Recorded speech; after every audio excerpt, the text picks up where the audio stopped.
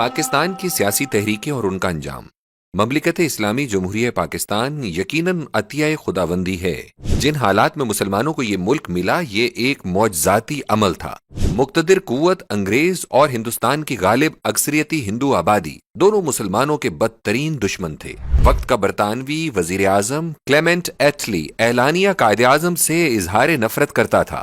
1940 عیسوی کی قرارداد لاہور میں پاکستان کا لفظ تک نہیں تھا، لیکن 7 سال کے قلیل عرصے میں پاکستان معرض وجود میں آ گیا۔ لہٰذا اس پس منظر میں پاکستان کے معرض وجود میں آنے کو معجزے کے سوا کیا کہا جا سکتا ہے؟ لیکن سر کی آنکھوں سے نظر آنے والے ذرائع کے مطابق پاکستان ایک زبردست سیاسی تحریک کے نتیجے میں معرض وجود میں آیا۔ عجیب بات یہ ہے کہ جس جماعت یعنی مسلم لیگ نے یہ تحریک چلائی وہ خود کوئی باقاعدہ منظم سیاسی جماعت نہیں تھی، لیکن پاکستان کا مطلب کیا لا الہ الا اللہ اور مسلم ہے تو مسلم لیگ میں آ جیسے نعروں نے اتنا جوش اور ولولہ پیدا کر دیا کہ نظم کی کمزوری دب کر رہ گئی اور تحریکیت مسلم لیگ کے قائدین کے کندھوں پر اس زور آور طریقے سے سوار ہو گئی کہ وہ اس کے نیچے سے کندھا کھسکا نہیں سکتے تھے۔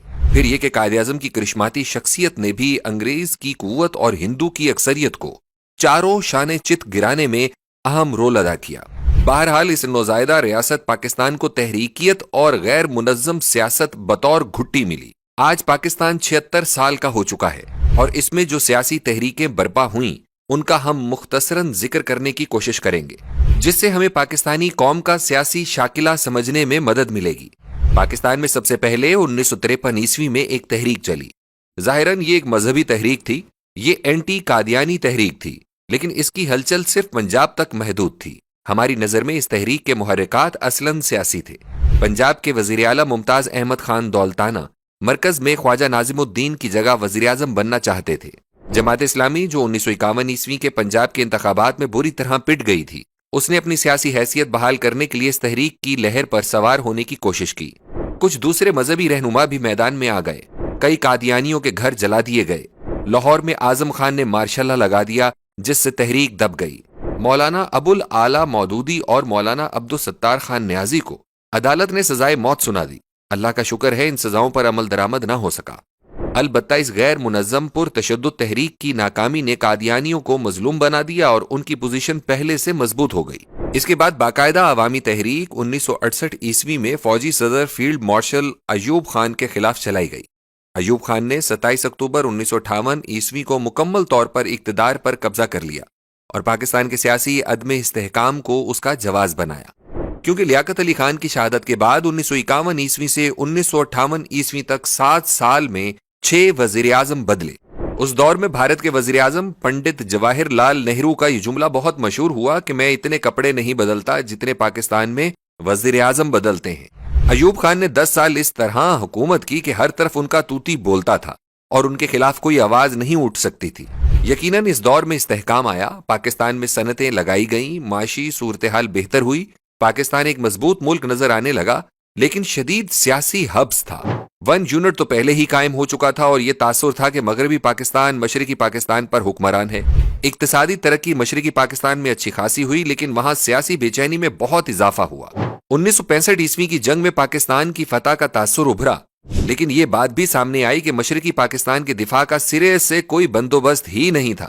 اس بات کو شیخ مجیب الرحمان کی عوامی لیگ نے خوب اچھالا اور پہلی مرتبہ 6 نکات سامنے آئے جنہیں غداری کے مترادف قرار دے دیا گیا۔ اس جنگ کے حوالے سے تاشقند میں پاکستان اور بھارت کے درمیان معاہدہ طے پایا جو معاہدہ تاشقند کہلایا۔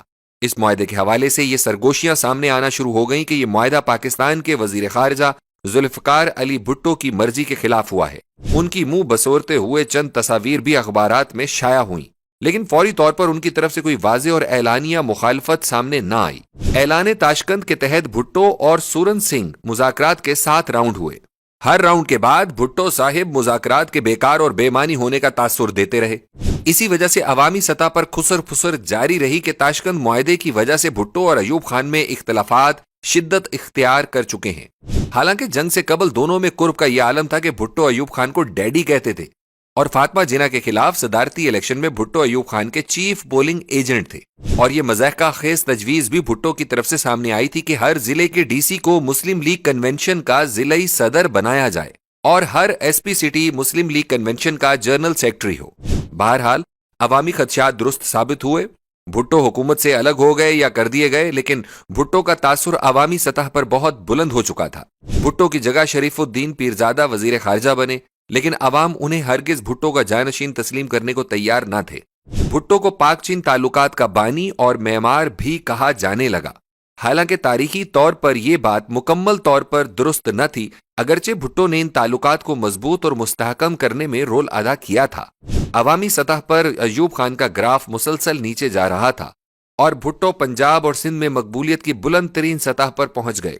پاکستانی عوام کا ایک مزاج یہ بھی ہے کہ وہ 11 سال سے ایوب خان کا نام سن سن کر تنگ آ چکے تھے اور اب وہ تبدیلی کے خواہش مند تھے۔ کوئی بڑا واقعہ پیش نہیں آیا، کوئی بڑا حادثہ نہیں ہوا، صرف چینی چند آنے مہنگی ہو گئی اور کالج کے لڑکوں کا ایک بڑا گروہ پہاڑی علاقے سے واپس آ رہا تھا کہ اس کی پولیس سے مڈ بھیڑ ہو گئی۔ چند لڑکے زخمی ہو گئے اور شاید بعد ازاں ایک دو چل بسے۔ اس حادثے کے بعد پاکستان کی تمام یونیورسٹیوں اور کالجوں کے طلبہ میدان میں آ گئے اور ہر روز حکومت کے خلاف مظاہرے ہونے لگے۔ پولیس سے جھڑپیں معمول بن گئیں۔ سیاستدانوں نے صورتحال سے فائدہ اٹھایا اور ملک بھر میں روزانہ کی بنیاد پر مظاہرے شروع ہو گئے۔ مشرقی پاکستان میں قوم پرستوں نے گھیراؤ جلاؤ بھی شروع کر دیا۔ ایوب خان نے سیاستدانوں کو مذاکرات کی دعوت دی اور خود اگلے انتخابات میں حصہ نہ لینے کا اعلان کر دیا۔ علاوہ ازیں اگرتلہ سازش کیس میں ملوث شیخ مجیب الرحمان سمیت تمام سیاسی قیدیوں کی رہائی کا اعلان بھی کر دیا، جس پر فریقین کے درمیان گول میز کانفرنس کا انعقاد طے پا گیا۔ لیکن اصغر خان اور ذوالفقار علی بھٹو نے عین وقت پر کانفرنس کا بائیکاٹ کر کے اس کا انعقاد روک دیا، لہٰذا پرامن حل نکلنے کے تمام راستے بند ہو گئے۔ شنید یہ ہے کہ ایوب خان سے 1 یونٹ توڑنے کا مطالبہ کیا گیا، جو اس نے یہ کہہ کر رد کر دیا کہ میں پاکستان توڑنے کے کسی عمل کا حصہ نہیں بن سکتا۔ حالات بگاڑ کی طرف جا رہے تھے۔ 25 جنوری 1969 عیسوی کو ایوب خان نے قوم سے خطاب کیا اور اقتدار سے علیحدگی کا اعلان کر دیا۔ اس خطاب میں بھی اس نے اپنی اس بات کو دہرایا کہ میں پاکستان کو توڑنے کے کسی عمل میں حصہ نہیں ڈال سکتا۔ البتہ اس نے ظلم یہ کیا کہ اپنے ہی بنائے ہوئے آئین کی خلاف ورزی کی اور اقتدار اسپیکر قومی اسمبلی کے سپرد کرنے کی بجائے آرمی چیف یحییٰ خان کے حوالے کر دیا۔ لہٰذا ہم ایوب خان کے خلاف اس تحریک کو عملی طور پر کامیاب قرار دیں گے، اس لیے کہ تمام سیاسی جماعتیں صرف اور صرف ایوب حکومت کی دشمنی میں جمع ہو گئی تھیں۔ کسی اصول کا سوال نہ تھا۔ دائیں اور بائیں بازو کی جماعتیں آپس کی پرانی دشمنی کو بھلا کر صرف یک نکاتی ایجنڈے پر متفق تھیں کہ ایوب خان کی حکومت کو گرانا ہے۔ انہیں اس سے کوئی تعلق نہیں تھا کہ ملک کے لیے یہ سود مند رہتا ہے یا نقصان دہ رہتا ہے۔ لہٰذا وقت کے آئین کی خلاف ورزی اور نئے مارشاء اللہ کی آمد انہیں ناگوار نہ گزری۔ یحییٰ خان نے سیاستدانوں کا مطالبہ تسلیم کرتے ہوئے آئین ساز اسمبلی کے لیے عام انتخابات کا اعلان کر دیا۔ البتہ ساتھ یہ اعلان بھی کر دیا کہ اسے ہر صورت میں 120 دن کے اندر اندر ہی نیا آئین بنانا ہوگا، وگرنہ یہ اسمبلی خود بخود تحلیل ہو جائے گی۔ گویا اسمبلی کے سر پر 120 دن کی تلوار لٹکا دی۔ LFO یعنی لیگل فریم ورک آرڈر کی یہ شک اس کی بددیانتی کی نشاندہی کرتی ہے۔ انتخابات ہوئے۔ مشرقی پاکستان میں شیخ مجیب الرحمان کی جماعت نے سویپ کیا۔ پنجاب اور سندھ میں بھٹو کی پاکستان پیپلز پارٹی کامیاب ہوئی، لیکن یحییٰ نے سیاستدانوں کے مطالبے پر 1 یونٹ ختم کر دیا تھا۔ قومی اسمبلی میں زیادہ نشستوں کی وجہ سے اصولی طور پر شیخ مجیب الرحمان کو اقتدار منتقل ہو جانا چاہیے تھا، لیکن بھٹو بضد تھا کہ اسمبلی کے اجلاس سے پہلے اس سے مذاکرات کیے جائیں اور اقتدار میں اسے حصہ دیا جائے۔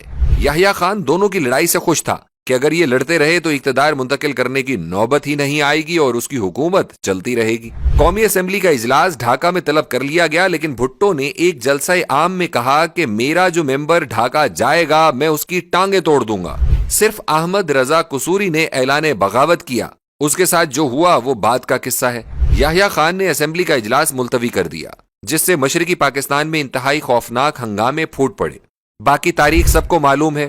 پاکستان 2 لخت ہوا۔ پاکستان کی فوج کو بڑے ذلت آمیز انداز میں بھارتیوں کے سامنے ہتھیار ڈالنے پڑے۔ بہرحال بنگلہ دیش وجود میں آ گیا اور بقول media what remains of Pakistan کو مغربی پاکستان نہیں صرف پاکستان کہا جانے لگا۔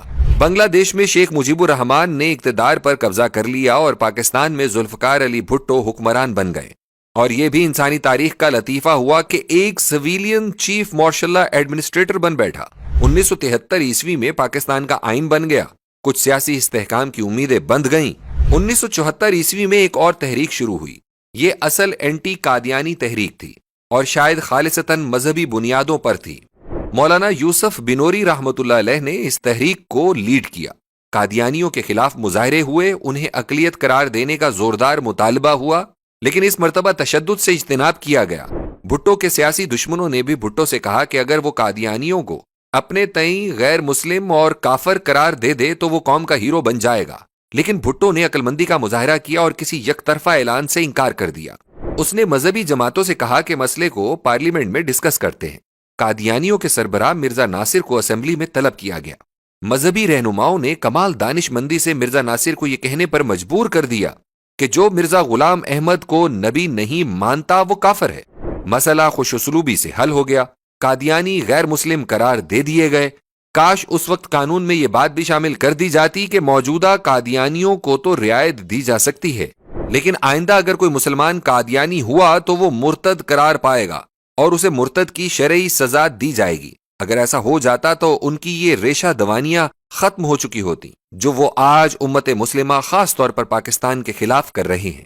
وقت گزرنے کے ساتھ بھٹو کے اپوزیشن کے ساتھ تعلقات بہت کشیدہ ہو گئے۔ آئین کے مطابق انتخابات کے انعقاد میں ابھی کافی وقت تھا، لیکن بھٹو نے محسوس کیا کہ اپوزیشن اس وقت بری طرح منتشر ہے اور اچانک 7 مارچ 1977 عیسوی کو انتخابات کا اعلان کر دیا۔ لیکن انتخابات کے اعلان کے ساتھ ساتھ ہی منتشر اپوزیشن یوں متحد ہوئی کہ دیکھنے والے حیران رہ گئے۔ پاکستان نیشنل الائنس کے نام سے 9 جماعتی اتحاد قائم ہو گیا، جنہیں بعد ازاں 9 ستارے کہا جانے لگا۔ ایک بار پھر اتحاد کسی اصول، کسی نظریے کی بنیاد پر نہیں تھا، بلکہ بھٹو دشمنی میں سب اکٹھے ہو گئے۔ قومی اسمبلی کے نتائج سامنے آئے تو پاکستان پیپلز پارٹی کامیاب ٹھہری۔ پاکستان قومی اتحاد کو بری طرح شکست ہوئی، لیکن اپوزیشن نے نتائج ماننے سے انکار کر دیا اور صوبائی اسمبلیوں کے انتخابات جو 2 دن بعد ہونا تھے ان کا بائیکاٹ کر دیا۔ بائیکاٹ اتنا مکمل تھا کہ ووٹنگ کے دن سڑکیں سنسان تھیں۔ اس کا ہرگز یہ مطلب نہیں تھا کہ عوام مکمل طور پر اپوزیشن کے ساتھ تھے اور انتخابات میں دھاندلی کی توثیق کر رہے تھے۔ یہ بات جزوی طور پر تو درست ہوگی، لیکن اصل بات یہ تھی کہ بائیکاٹ کی وجہ سے عوام نے سمجھ لیا تھا کہ اب الیکشن یک طرفہ کارروائی ہے اور ہنگاموں کا خطرہ ہے، لہٰذا اس وجہ سے بھی لوگوں نے گھروں سے نکلنے سے اجتناب کیا۔ دھاندلی کے خلاف تحریک چند دن چلی، لیکن جلد ہی کمزور پڑنا شروع ہو گئی۔ لیکن محرکین کو سمجھایا گیا کہ اس تحریک کو نظام مصطفیٰ صلی اللہ علیہ وسلم تحریک کا لیبل لگا کر مذہبی رنگ میں رنگ دو، لوگوں کے مذہبی جذبات کو ابھارو اور انہیں مشتعل کرو۔ یہ ترکیب ہمیشہ کی طرح بڑی کامیاب رہی۔ اس موقع پر ہنری کسنجر کی طرف سے بھٹو کو لگائی گئی دھمکی کا ذکر ضروری ہے، جس نے گورنر ہاؤس لاہور میں بھٹو سے کہا تھا کہ اگر تم نے ایٹمی حوالے سے اپنی پالیسی تبدیل نہ کی تو ہم تمہیں نشان عبرت بنا دیں گے۔ ہم نے دیکھا کہ تحریک نظام مصطفیٰ صلی اللہ علیہ وسلم پر ڈالروں کی بارش ہوئی۔ قومی اتحاد کے دفاتر میں پاکستانی کرنسی کی ناقدری دیدنی تھی، لہٰذا مالی وسائل جب مذہبی جذبات سے یکجا ہو گئے تو وہ حکومت کی کھڑی کی گئی دیوار کو پاش پاش کرتے چلے گئے۔ کارکنوں نے بڑے جذبے سے قربانیاں دیں اور نظام مصطفیٰ صلی اللہ علیہ وسلم کے نعرے پر اپنے خون کا نذرانہ بے دریغ پیش کیا۔ البتہ لیڈروں کا ہدف صرف بھٹو کو ہٹانا تھا۔ بدترین سیکولرزم پر یقین رکھنے والے لوگ نعتیں پڑھنے والوں اور حمد و ثنا کرنے والوں کے ساتھ ہاتھوں میں ہاتھ ڈالے سڑکوں پر مظاہرے کر رہے تھے۔ فلک نے عجیب و غریب تماشے دیکھے۔ ایک روز مظاہرین بیگم نسیم ولی خان کو، جو کٹر سیکولر جماعت ANP کی خاتون لیڈر تھیں، انہیں مسجد شہداء میں لے گئے اور ممبر رسول پر بٹھا کر ان سے تقریر کا مطالبہ کیا۔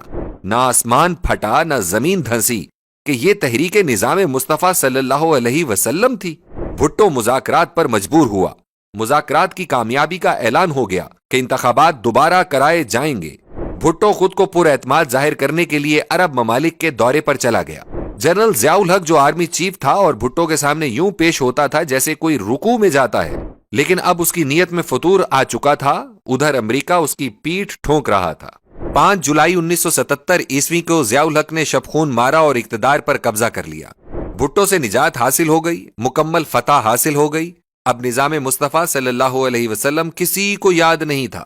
قومی اتحاد والوں کو ضیاء الحق کی حکومت میں وزارتیں مل گئیں۔ ضیاء الحق اسلام کی باتیں کرتا رہا اور انتخابات کی نئی سے نئی تاریخیں دیتا رہا، کیونکہ وہ جان چکا تھا کہ بھٹو پھر خاطر خواہ مقبولیت حاصل کر چکا ہے۔ اس موقع پر ولی خان نے ایک تاریخی جملہ کہا تھا کہ قبر ایک ہے اور بندے 2 ہیں۔ انتخابات کی نوبت نہ آئی، بھٹو کو پہلے ہی قبر میں پہنچا دیا گیا۔ ضیاء الحق کے دور میں کوئی بڑی تحریک برپا نہ ہو سکی، صرف سندھ کی سطح پر MRD کے نام سے ایک تحریک اٹھانے کی کوشش کی گئی۔ یہ پیپلز پارٹی اور بائیں بازو کے سیاستدانوں کی تحریک تھی، لیکن دائیں بازو کے سیاستدانوں، اہل پنجاب اور مذہبی لوگوں نے اس میں خاص دلچسپی نہ لی، جس سے یہ تحریک ناکام ہو گئی۔ یہ بھی ایک تاریخی حقیقت ہے کہ تحریک نظام مصطفیٰ صلی اللہ علیہ وسلم کے بعد 2 وجوہات کی بنا پر پاکستان میں زوردار عوامی تحریکیں برپا ہونا بند ہو گئیں۔ ایک تو نظام مصطفیٰ صلی اللہ علیہ وسلم جیسی عظیم تحریک کا کوئی مثبت نتیجہ نہ نکلا، جس سے عوام مایوس ہوئے۔ دوسرا یہ کہ ضیاء الحق نے آئین میں 8ویں ترمیم کی، جس نے صدر پاکستان کو یہ حق دے دیا کہ وہ قومی اسمبلی اور گورنر صوبائی اسمبلی تحلیل کر سکتا ہے۔ اور ہماری تاریخ ظاہر کرتی ہے کہ سیاسی تحریکوں کا صرف ایک مقصد ہوتا ہے، وہ یہ کہ وقت کی حکومت کو ختم کیا جائے، اور یہ کام اب 8ویں ترمیم سے ممکن ہو گیا۔ لہٰذا ضیاء الحق کے بعد نواز شریف اور بے نظیر بھٹو حصول اقتدار کے لیے آمنے سامنے آئے تو دونوں کسی عوامی تحریک کی بجائے ایک دوسرے کی حکومت کو فوج اور صدر کے گھٹنوں پر ہاتھ رکھ کر گراتے رہے۔ نواز شریف جب دوسری مرتبہ انتخابات جیتے تو انہیں 2/3 اکثریت حاصل ہو گئی، جس کا فائدہ اٹھاتے ہوئے انہوں نے صدر کا قومی اسمبلی تحلیل کرنے کا اختیار ختم کر دیا۔ نواز شریف کا خیال تھا کہ مارشاء اللہ کا زمانہ گزر گیا ہے، کیونکہ امریکہ کہیں بھی مارشاء اللہ کو برداشت نہیں کرے گا، اور صدر کو تو ویسے ہی مفلوج کر دیا گیا ہے، لہٰذا اس نے اپنا رویہ جرنیلوں سے بالکل بدل لیا۔ لیکن کسے معلوم تھا کہ افغانستان میں امریکہ کو پاکستان کی فوج کی ایسی ضرورت پڑے گی کہ پہلے کبھی نہ پڑی ہوگی۔ پینٹاگون نے وائٹ ہاؤس کی مرضی کے خلاف پاکستان میں پرویز مشرف کے ہاتھوں مارشاء اللہ لگوا دیا اور 9 سال تک پوری طرح استعمال کیا۔ عوام میں پرویز مشرف کے خلاف شدید غم و غصے کے باوجود پاکستان میں کوئی زبردست عوامی تحریک تو نہ چل سکی۔ البتہ وکلا کی تحریک شروع ہوئی، جو بعد میں زرداری کے دور میں چیف جسٹس کی بحالی کی شکل میں پایہ تکمیل کو پہنچی۔ 9 سال بعد خود امریکہ ہی نے مشرف کو استعمال شدہ ٹشو کی طرح ردی کی ٹوکری میں پھینک دیا۔ اب نواز شریف اور بے نظیر بظاہر میثاق جمہوریت کے نتیجے میں کافی قریب آ چکے تھے، اور بے نظیر کے المناک حادثے کے نتیجے میں اقتدار کی پہلی باری زرداری نے حاصل کی۔ اس کے دور میں وکلا تحریک کے علاوہ طاہر القادری نے بھی ایک ناکام دھرنا دیا۔ 2013 عیسوی کے انتخابات میں نواز شریف کامیاب ہوئے تو عمران خان نے پہلے تو انتخابات میں دھاندلی کے خلاف تحریک چلائی، اسلام آباد میں 126 دن کا دھرنا دیا، لیکن وہ حکومت کو گرانے میں ناکام ہوئے۔ بعد ازاں جب نواز شریف کا نام پاناما لیکس میں آ گیا تو ایک دفعہ پھر زبردست تحریک چلائی، مگر وہ تحریک سے براہ راست حکومت کو پھر بھی نہ گرا سکے۔ البتہ اس تحریک کا یہ اثر ضرور ہوا کہ کیس سپریم کورٹ میں چلا گیا، نواز شریف بحیثیت وزیر اعظم نااہل قرار دیے گئے، لیکن حکومت پاکستان مسلم لیگ نون کے پاس ہی رہی۔ 2018 عیسوی کے انتخابات میں تحریک انصاف معمولی اکثریت سے حکومت بنانے میں کامیاب تو ہو گئی، لیکن تمام دوسری جماعتوں نے انتخابات کے نتائج کو یکسر مسترد کر دیا۔ پھر جب عمران خان ایک تحریک عدم اعتماد کی وجہ سے وزارت عظمیٰ چھوڑنے پر مجبور ہو گئے تو وہ اسی دن سے نئے انتخابات کے انعقاد کے لیے سیاسی جد و جہد میں مصروف ہیں، لیکن عوام میں مقبول ہونے کے باوجود وہ اب تک کوئی عوامی تحریک چلانے کے حوالے سے بری طرح ناکام ہیں۔ البتہ انہیں سیاسی میدان سے نکال باہر کرنے کے تمام حربے ناکام ہو چکے ہیں، لہٰذا فی الحال اس حوالے سے کچھ کہنا قبل از وقت ہوگا کہ داخلی سطح پر جاری اس سر پھٹول کا کیا نتیجہ نکلتا ہے۔